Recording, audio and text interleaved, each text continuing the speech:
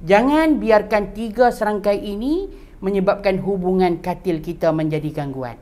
Kajian telah dibuat tuan-tuan, 70% lelaki yang ada kencing manis, darah tinggi, kolesterol akan mengalami mati pucuk.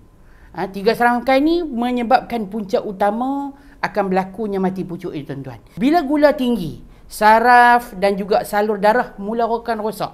Bila kolesterol tinggi, saluran darah pula akan tersumbat. Malahan akan berlaku juga kepada bahagian kelakian kita, menyebabkan aliran darah kita tidak akan lancar. Dan apabila berlakunya perkara ini tuan-tuan, akan berlakunya penyempitan. Dan akhirnya darah ini akan menjadi blocking dan akan menyebabkan berlakunya kelemahan kepada anggota kelakian kita. Tuan-tuan, dan seterusnya saya nak cerita tuan-tuan berkaitan dengan morning wood. Apa disebut sebagai morning wood tuan-tuan? Alat kita akan bertindak balas apabila setiap kali bangun pagi tuan-tuan. Ini tanda lelaki yang sihat. Tetapi apabila kita menjangkau umur yang agak berusia,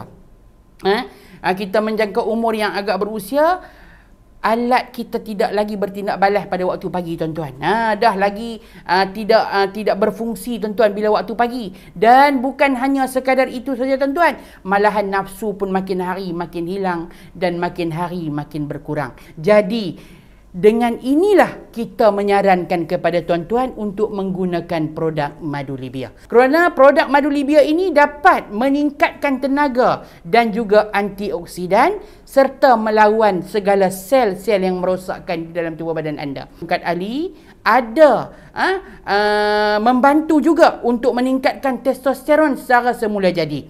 Juga bahan yang lain seperti maca, meningkatkan kesuburan dan juga meningkatkan hormon kelakian. Yang seterusnya tuan-tuan, Buti Superba.